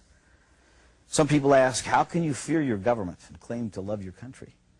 Our response is, how can you love your country without fearing your government? Who else holds a counterfeit license to kill, incarcerate, and confiscate for non-crimes? Remember, America is about liberty first and last, not obedience to bureaucrats. The Washington power clique wants you to shut up, get in line, do what you're told to do, and most outrageously, think what you've been told to think. We have hundreds of politicians and thousands of lobbyists crawling all over Washington, thinking of ways to control you, to extend their will over you, to subvert your freedom and replace it with their will, to capture, that is, to steal your life force. And so we should all be very angry, because anger is the engine that drives our will to resist. And without resistance, without awareness, they will take it all. That's not just politically perverse, it's a sin against mankind, because freedom is actually sacred. Drop an ant into a jar and seal the lid. It will spend the rest of its life trying to get out. It has nowhere to go, but it wants to be free. That is its nature. It's the way every living thing is made. Once, a long time ago, I saw something at the zoo, a wolf lying in its cage. I thought about how this magnificent animal was the end product of millions of years of evolutionary design. A nose that could detect the faintest scent, ultrasonic hearing, eyes that could see in the dark, teeth and jaws capable of crushing thick bone, heart and lungs that could run him for hours in a sub-zero blizzard. And yet there he was, lying forlorn and full of despair. He was well fed. He had a clean habitat and water and medical care. So what was the problem? He was sick with the knowledge that his wonderful powers would never be exercised again. And so he lay there, his head on his paws, staring blankly ahead at perhaps some imaginary forest that he could never reach because there were bars around him. They had not killed his body, but they were destroying his soul. God gave Adam and Eve freedom, even though he knew they would invite death into the world. That's how important freedom is in the divine scheme of things, and that's why we urge you to defend it always. And what I do for these young people is I'll say, look, the person who you broke into their house are very upset, they're very angry because you sold their stuff to the pawn shop stuff, sold them, they don't get their stuff back. They're very angry. They want you to go to prison. Okay? They may be very angry. They want you to go to prison. They may want to. To lessen that, that's the start of what's commonly known as a lie, because we are allowed to lie in interviews.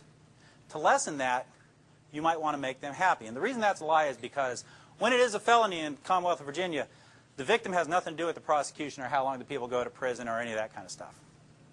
We're prosecuting them, not the victim. But to lessen that, what I'd like you to do is write an apology letter to the person whose house you broke into. Just write it out. Well, how do I write it? In your own words. Just write, I'm sorry for what I did. Then say that, when I broke into your house the other night, whatever. They write it out. They sign it. I sign it as a witness. I put the date and the time that it was written. I give it to the Commonwealth's attorney. It's entered as evidence as a written confession in the person's own handwriting. I don't type it up again and have them sign it. In their handwriting, a written confession. Is that person going to get convicted? I have never seen them not get convicted on that. On an apology letter. On the job hunt now with a Fox News exclusive. The Army's Chief of Staff, General George Casey, is announcing new employment opportunities with the Department of Defense. And in some cases, you don't even have to endure basic training. We are talking about civilian jobs here. Jamie Colby is live at an Army recruiting center in Manhattan. So what kinds of civilians is the Army looking for, Jamie? Well, let me first address that basic training, John. They did threaten here to make me down and give them 50, but fortunately I didn't have to. And you don't have to, actually, to be a civilian. There are a number of jobs. John, can you imagine a corporation that offers 550 different job classifications? Just about everything is represented, supporting our troops. I can't imagine anything else with more honor. There are great benefits, too. I'll get to that in a second. 325,000 Americans already serving as civilians in the Army at 67 countries worldwide. If you love travel, this is definitely for you. And we had an exclusive sit-down with the Army Chief of Staff, General Casey, who told us there's one category they're particularly interested in. Take a listen. What is the skill set that you think is the most in need right now? I would say probably contracting. I think you know that with the deployments, our contracting requirements have gone way up. And they have, John, you know about all the work that's going on all around the world that the Army takes part in, but they're also looking for crime scene investigators, firefighters, child care workers, nurses, many, many other classifications. And let me give you a website there that you can go to, civilians. It's cpol.army.mil, and there are, as I said, more than 550 different jobs with great benefits. And I guess there's a stress reduction program that comes with the Army employment? Yeah, how about this, John? Not just for those on the front lines, for our soldiers, but starting November 1st, there'll be a comprehensive soldier fitness assessment, confidential online mental health assessment developed at the University of Pennsylvania by Dr. Martin Seligman. This is really a project General Casey is very close to his heart, and it will benefit civilians and also family members, even children. Over the summer, they'll go down to Fort Bliss to schools and put into the curriculum stress reduction techniques that will alleviate, if not reduce, depression, post-traumatic stress disorder, and that feeling of hopelessness and struggle that many military families and soldiers can feel. It's not an easy job to be a civilian, but you are serving your country, and the benefits, including the competitive salaries, are comprehensive health care, John, something we're all looking for these days, as well as retirement plans. So it's definitely something to check out. You have the website. We're on the job hunt for you. Take care, John. Great. Thanks. And we will get that website on our blog, too, so that folks who didn't catch it the first time around can go to foxnews.com/happening now. Thanks, John. Check it out. Thank you, Jamie. More than 23,000 representatives of private industry are working quietly in collaboration with the FBI and the Department of Homeland Security. This according to an exclusive report in the Progressive magazine. The business leaders form a group known as InfraGard that receives warnings of terrorist threats directly from the FBI before the public does. In return, they provide information to the government. According to one whistleblower, the FBI has given members of InfraGard permission to shoot to kill in the event of martial law. Matt Rothschild is the reporter who broke the story. He's editor of the Progressive magazine. He's author of the book, You Have No Rights, Stories of America in an Age of Repression. He joins us from Madison, Wisconsin. Welcome to Democracy Now!, Matt. Thanks for having me on, Amy. Can you talk about InfraGard and what this program is all about?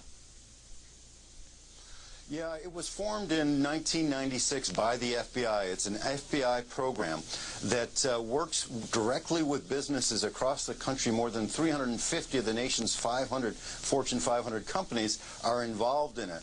And on one level, it's like a corporate tips program. These companies, these representatives of these companies, feed the FBI information about threats. They also can give the FBI information about disgruntled employees and have the FBI investigate them. So the pipeline goes that way, and the pipeline goes the other way, too.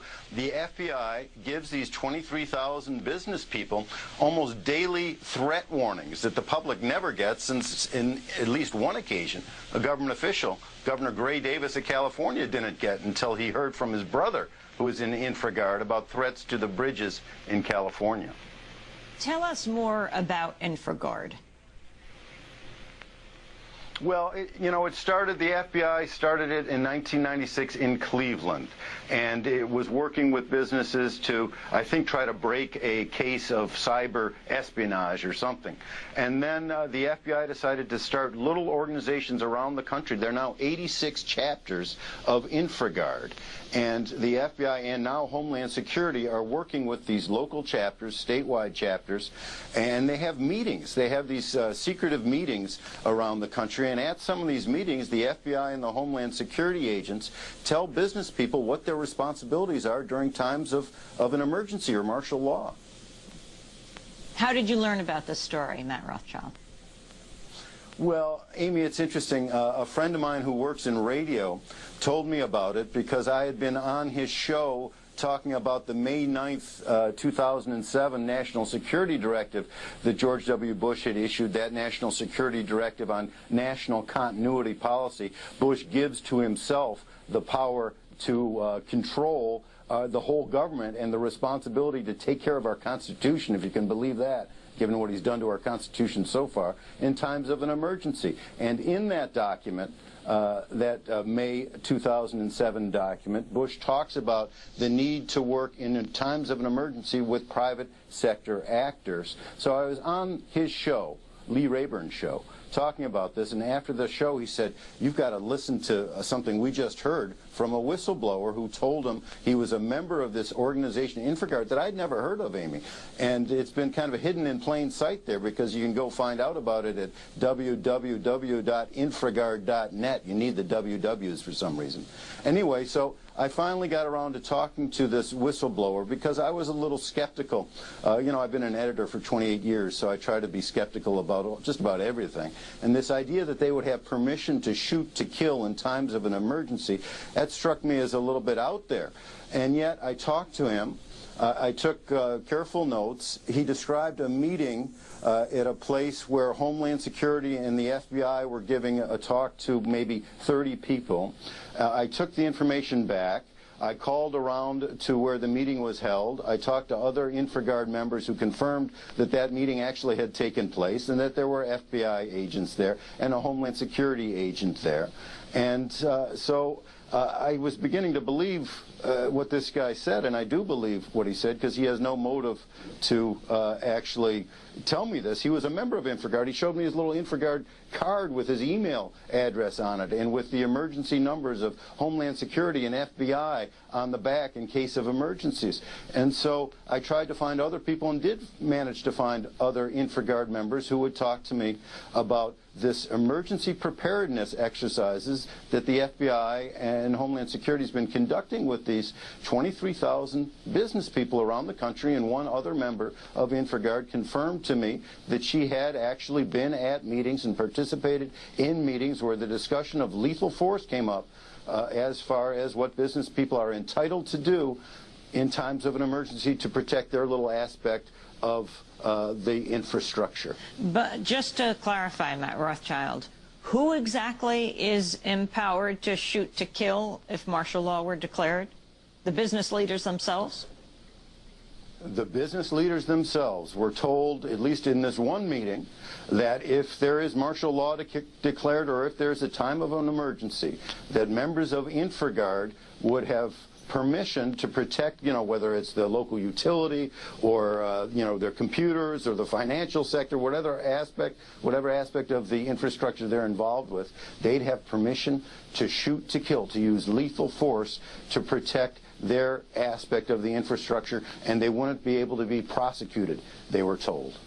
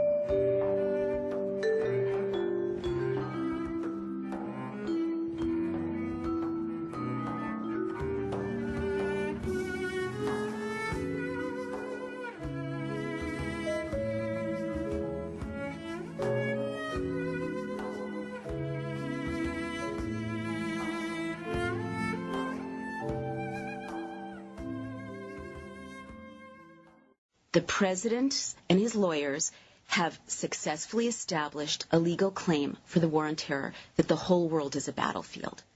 And so the whole world, you can call someone an enemy combatant and detain them, disappear them, even torture them. If the whole world is a battlefield and there are troops on the ground in America, how is America not a battlefield legally?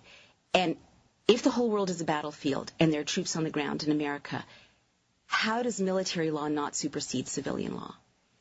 And closing the circle finally, when Brad Sherman says we've been threatened with martial law. Before the 1st Brigade was deployed, that would have been an empty threat because National Guard responds to the governors, and we managed to stop Blackwater by enough people screaming and yelling to keep them from being deployed as the president's army. The president now has an army. The president now has an army. What is the purpose of having 3,000 to 4,000 soldiers who will do your bidding or else face serious repercussions? To make good, among other things, to make it serious to be able to threaten our Congress with martial law if they don't do as he says. And what I want to tell you is if Congress thinks, if this is true, and if Congress thinks they can stop a threat of martial law by caving, they have got to look at history, because the pattern is once you yield, this is exactly like Mussolini. Mussolini did exactly this in 1920 with Parliament. Once you yield to the first threat, instead of arresting the leader who has staged a coup, you see more and more and more serious incursions. The very word secrecy is repugnant in a free and open society. And we are, as a people, inherently and historically opposed to secret societies, to secret oaths, and to secret proceedings. We decided long ago that the dangers of excessive and unwarranted concealment of pertinent facts far outweighed the dangers which are cited to justify it. Even today, there is little value in opposing the threat of a closed society by imitating its arbitrary restrictions. Even today, there is little value in ensuring the survival of our nation if our traditions do not survive with it. And there is very grave danger that an announced need for increased security will be seized upon by those anxious to expand its meaning to the very limits of official censorship and concealment. That I do not intend to permit to the extent that it's in my control. And no official of my administration, whether his rank is high or low, civilian or military, should interpret my words here tonight as an excuse to censor the news, to stifle dissent, to cover up our mistakes, or to withhold from the press and the public the facts they deserve to know. For we are opposed around the world by a monolithic and ruthless conspiracy that relies primarily on covert means for expanding its sphere of influence, on infiltration instead of invasion, on subversion instead of elections, on intimidation instead of free choice, on guerrillas by night instead of armies by day.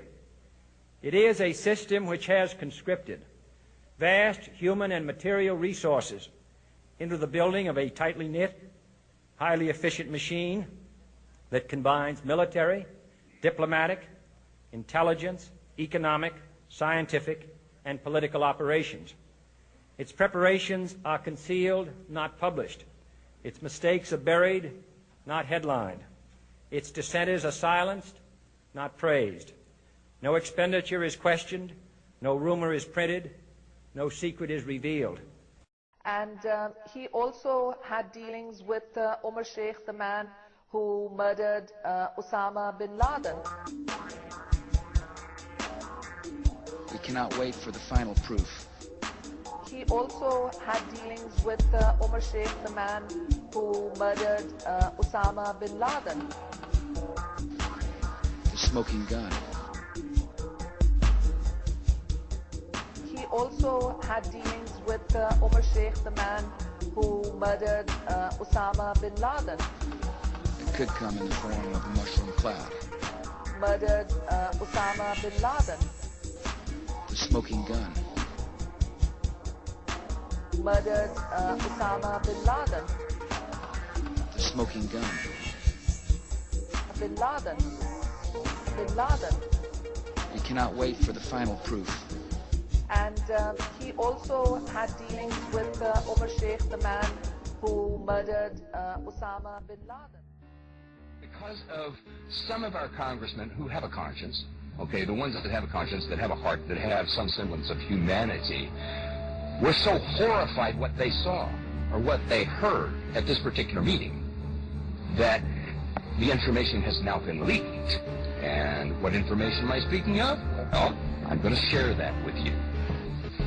This is posted by Glass. okay?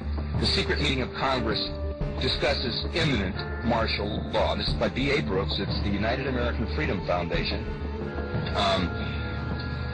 When am I speaking? I'm speaking that about a secret closed-door meeting that took place March 13th of this year of the United States House of Representatives in Washington. And I remember reporting on this, folks. I couldn't tell you anything because there was nothing to tell.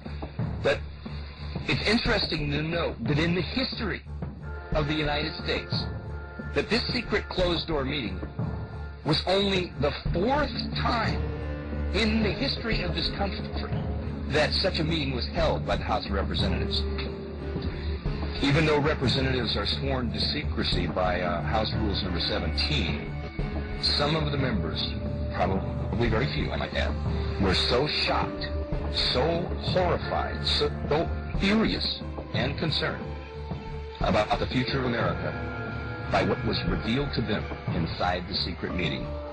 Well, folks, they have started to leak this secret information to independent news agencies around the world. The mass media said almost nothing, which is not a surprise, about the secret meeting of the House, mentioning only one of the items that was being discussed, the new surveillance techniques that are going to be used by the U.S. government to watch all of us, all American citizens. Were they military-issued weapons? Were they his own weapons? Do you know anything about that? The description of the weapons indicates they are not military-issued weapons. And did he say anything as he was carrying out? There are reports, unconfirmed, that he was saying Allah Akbar. Really? Yeah. I think what authorities are looking at now is trying to figure out this admixture of motivations for Hassan, trying to figure out exactly what motivated him and what may have radicalized him. This recent revelation of potential ties to the Dar al-Hijra Mosque in Northern Virginia is an interesting and important one, and if in fact he's had continued contacts with Anwar al-Awlaki, this cleric long known to the FBI with terrorist ties, that's problematic. Vice President Dick Cheney, the man who's only a heartbeat away from the presidency, is actually a blood relation. He's President Bush's 9th cousin once removed. Cheney's cousin Barack Obama is also Bush's 11th cousin and the 9th cousin of Brad Pitt. But we're only just getting started. President Lincoln was President Bush's 7th cousin 5 times removed, and Bush shared more than just a ballot with John Kerry. That's right, they're 9th cousins twice removed. There's also royalty in the Bush bloodline. Princess Diana was Bush's 11th cousin twice removed. And then there's this bombshell. Happy birthday, Mr. President. Sure, she may have been singing to JFK, but what about GWB? He is, after all, her 9th cousin 3 times removed. He's also related to Playboy founder Hugh Hefner, even Pocahontas, and Vlad the Impaler. Trace the family tree far enough, and you get Madonna, Celine Dion, and Tom Hanks. And of course, Barack Obama has said he doesn't think he and Cheney are kissing cousins, but Brad Pitt says if it's true, he's in great company. This will be my last broadcast here on CNN, where I've worked for most of the past 30 years, and where I have many friends and colleagues whom I admire deeply and respect greatly. I'm the last of the original anchors here on CNN, and I'm proud to have had the privilege of helping to build the world's first news network. I'm grateful for the many opportunities that CNN has given me over these many years. I've tried to reciprocate with the full measure of my ability and my energy. Over the past 6 months, it's become increasingly clear that strong winds of change have begun buffeting this country and affecting all of us. I truly believe that the major issues of our time include the growth of our middle class, the creation of more jobs, health care, immigration policy, the environment, climate change, and our military involvement, of course, in Afghanistan and Iraq. But each of those issues is, in my opinion, informed by our capacity to demonstrate strong resilience of our now weakened capitalist economy and demonstrate the political will to overcome the lack of true representation in Washington, D.C. I believe these to be profoundly, critically important issues, and I will continue to strive to deal honestly and straightforwardly with those issues in the future. Unfortunately, these issues are now defined in the public arena by partisanship and ideology rather than by rigorous, empirical thought and forthright analysis and discussion. I'll be working diligently to change that as best I can. And as for the important work of restoring inspiration to our great free society and our market economy, I will strive as well to be a leader in that national conversation. It's been my great honor to work with each and every person at this wonderful network. I will be eternally grateful to CNN, to Ted Turner, and to all of my colleagues and friends, and of course to you at home. I thank you, and may God bless you. We can work on the level of banking scams, political scams, manipulated wars, manipulated 9/11s, and we should, because we need to know that. But if that's all we're doing in terms of communicating knowledge, then basically we're operating in a cycle of this is the problem, but how the hell do we get out of this? We will never know how to set ourselves free until we understand the nature of who we bloody well are. How do you set yourself free when you don't even know you are? How do you set yourself free when you don't even know the nature of reality that you're living in and manifesting and making happen without your knowledge that you're making it happen? You can't. So alongside the information about you know, the 5 sense level of this conspiracy, if you like, we have to just as powerfully, I would say more powerfully, communicate the nature of reality and how we are creating our reality and how we are allowing it to be created for us by having ourselves programmed with certain beliefs, certain perceptions, and all the rest of it all the time. The two must go together, otherwise, you know, we're never going to get out of this. If I tell you that's a computer and you are infinite consciousness, I'm not telling you anything you don't already know. I'm telling you what you've forgotten. Because what happens is you come into this world and with this knowledge suppressed, it's like someone once said, you imagine you come into the world and someone tells you that 2 and 2 equals 5. Your parents tell you that from the earliest age, 2 and 2 equals 5. You then go to kindergarten and nice teachers tell you that 2 and 2 equals 5. You then go to school and teachers at junior school, senior school, they tell you 2 and 2 equals 5. By now, all your mates who've been through the same system, they're telling you 2 and 2 equals 5, and if you say it equals 4, they laugh at you. You then go to university, professors with letters after the name, moustaches. They say, 2 and 2 equals 5, you know. Oh, no, it equals 4. No, I've been doing this 50 years. I've been all the best brains in the world. It equals 5.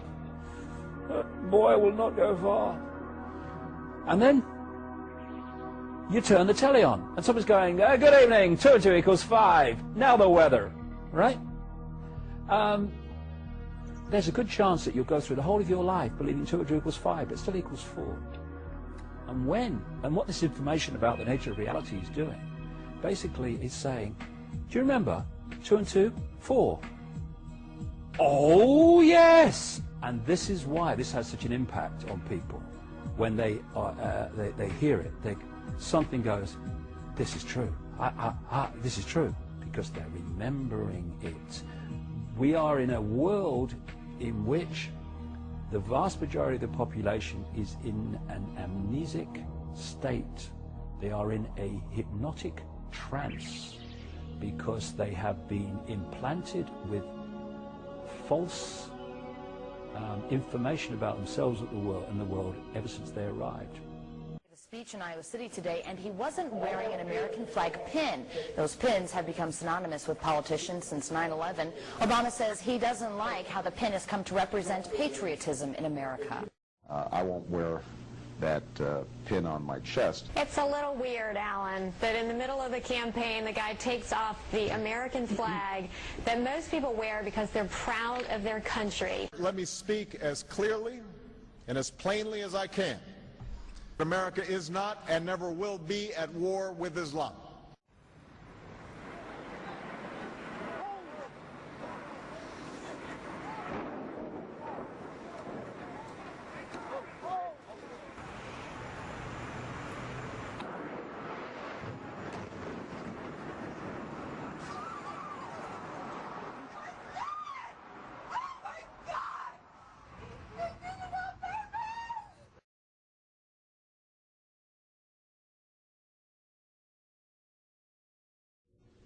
Thank you.